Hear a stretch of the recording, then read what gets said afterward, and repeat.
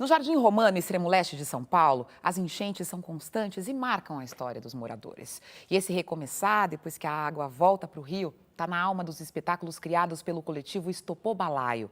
O cineasta Cristiano Burlan mostra a relação potente entre os atores e a comunidade em um documentário que entra em cartaz no dia 16 de março. Ele está aqui com o diretor artístico do coletivo, o João Júnior.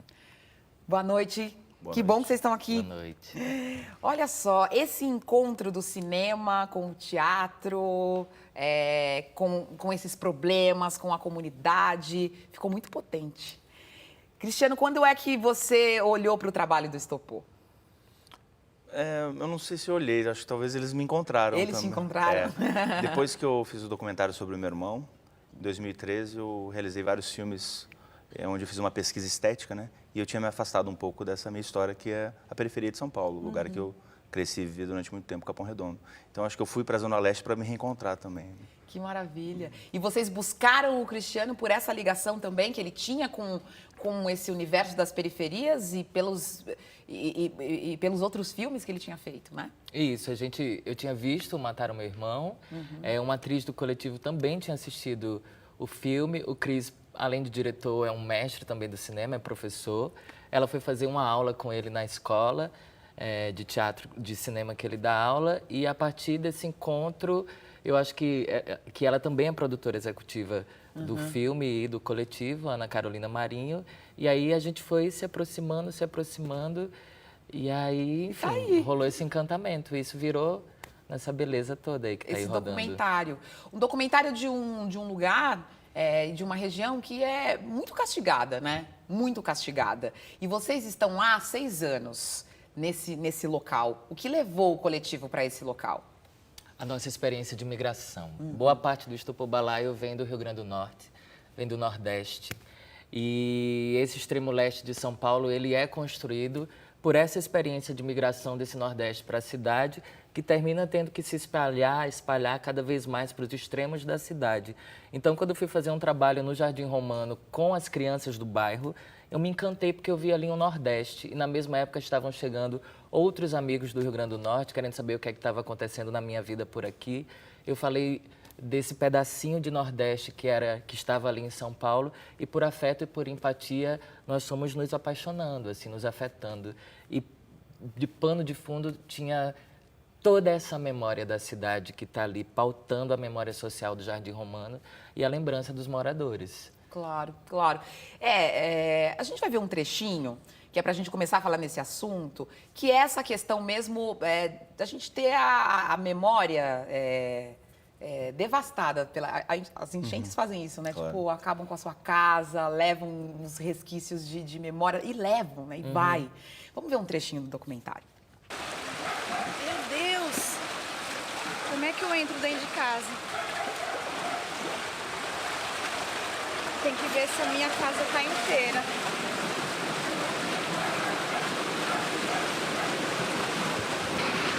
Aqui é a minha casa, é corredor onde eu moro. Tem que ver se sobrou alguma coisa de casa.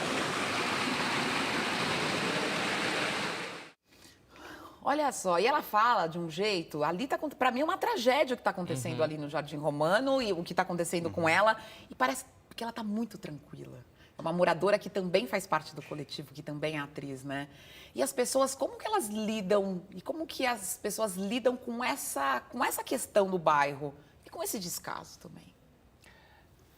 Quando a gente chegou no Jardim Romano, uma das coisas que eu acho que mais nos impactou, a gente, quando escolheu fazer arte, a gente escolheu fazer arte por necessidade, né? Se inventa por necessidade. E no Jardim Romano a gente viu que a necessidade, a invenção era uma necessidade. Então, porque se precisava inventar a vida. Então, naquele bairro, as pessoas precisaram inventar e reinventar as suas vidas constantemente por causa de uma situação que era recorrente naquele bairro, naquele pedaço, como é até hoje. Essa cena inicial ela tem menos de 2 anos, né? Então, você vai ativando outras potências tuas, né? Claro. Por mais que exista a dor, que exista a revolta, existe, e ela tem que estar dentro de todos nós, né?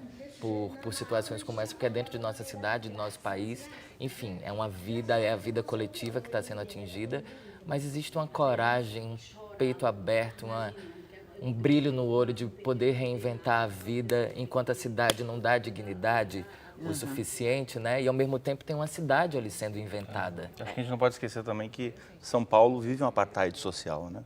Para a gente que é burguês, que vive nessa região, Zona Oeste, Zona Sul, Pinheiros, Pompeia, mas existe o extremo da cidade, né? Você tem Segunda Balsa, você tem Marcilac, você tem o Jardim Romano, né? E esse apartheid social ele não é feito de muros, mas ele é feito por 2 rios que separam essas pessoas, né? Rios e linhas de trem. No caso do Jardim Romano, essas enchentes, elas não se resolvem, né? Parece que elas não se resolvem. Elas são resolvidas de uma forma paliativa. Entendi. Né? Porque todo ano o rio está ali ao lado, mostrando. Tem uma moradora que ela fala uma coisa assim, toda vez que chove a carne dela treme, porque aí já tem toda uma memória evocada, né? A relação daquele bairro com a água, pela chuva, pelo rio. A imagem do rio é muito forte. O rio, ele cruza o bairro por trás, ele divide o Jardim Romano, né? O Jardim Romano é um lugar de fronteira entre Itacoaxetuba, Guarulhos, São Paulo. E você tem um rio dividindo esse pedaço de cidade. E Cristiano, você tem, por desculpa, favor. mas você tem um destino trágico também, né? Muitas dessas pessoas vieram do Nordeste fugindo de seca, Da seca. né? E sofrem com enchentes aqui. É um paradoxo, né? E tem morador que fala disso. Francisca, que é do Rio Grande do Norte, que é do mesmo lugar que eu venho, diz assim, eu saí de lá fugindo da seca e cheguei aqui, eu tô morrendo afogada. O que você queria no documentário? A gente sempre vai com umas ideias, né? Mas há 10 anos atrás eu teria feito um filme que eu queria. Dessa vez eu fui lá escutar as pessoas, né? Não sei se é maturidade ou não, mas me interessa muito mais o outro do que uma ideia de filme, né? Antes de mais nada, a minha câmera estava a serviço dessas pessoas. Inclusive, bom, em alguns momentos, literalmente mesmo, elas empunhando a câmera. O que eu propus para eles era um dispositivo muito comum até, né? Que eles fizessem autorretratos dos cotidianos, né? Mas num desses autorretratos, a enchente tomou as casas. Claro. A criação artística, criar ali, estar ali, por quê? O que você transforma? São essas questões que a gente percebe que estão no documentário e que estão na cabeça do coletivo o tempo inteiro, né? Eu estou transformando alguma coisa? Eu estou me transformando? O que eu estou fazendo aqui, né? A gente segue com elas até hoje. Eu acho que elas servem para que a gente siga, para que a gente caminhe, para que a gente crie, para que a gente compartilhe, para que a gente se reinvente, para que a gente viva. Eu acho que as perguntas, elas servem como motores, né? Para a gente poder caminhar. Eu sinto que ali no Jardim Romano a gente pôde reelaborar um pouco essa memória por um outro viés, que é o da estética. Transformar a rua num espaço de fruição, né? Transformar as casas dos moradores em espaços de uma outra forma de convívio, né? E pensando o que é que... Quando a gente começou esse projeto todo, a gente pensava que, assim, o que é que a arte pode operar em situações de trauma social. A gente não respondeu isso, a gente não vai responder isso e a gente vai caminhar com isso. Claro. Né? O que você percebeu da relação, Burlan, entre os atores e os moradores? Tem essa coisa tão ator e morador. Eu acho que isso acaba, né, se dissipando, né, se dissolve, não? Por um prisma muito pessoal. Eu fui fazer um filme, né? Mas quem saiu afetado e transformado foi muito mais as pessoas que vêm de fora do que as pessoas que estão lá, entendeu? É uma via de mão dupla, né? A câmera, ela não é um objeto, um objeto técnico, né? Ela tem uma relação humana com as coisas, né? Então ela acaba sendo um processo de ligação com essas pessoas. Eu acho que esses moradores, eles nos ensinam muito mais do que qualquer outra coisa, né? Isso pode ser uma frase assim de caminhão, meio piegas, mas não é, entendeu? Para mim foi um retorno às minhas raízes, né?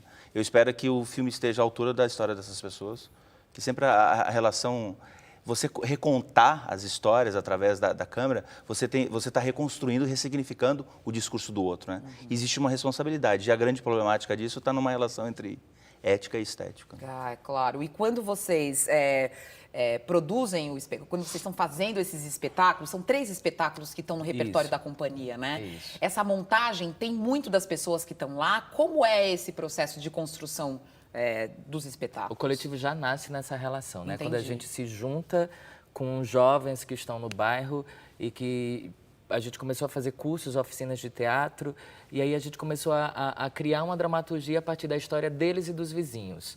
Num segundo momento, chegam outros atores que não moram no bairro, moram em outros lugares da cidade, se misturam. E num terceiro momento, a gente olha e diz assim, gente, tem um lugar aí que já não tem mais que ter fronteira.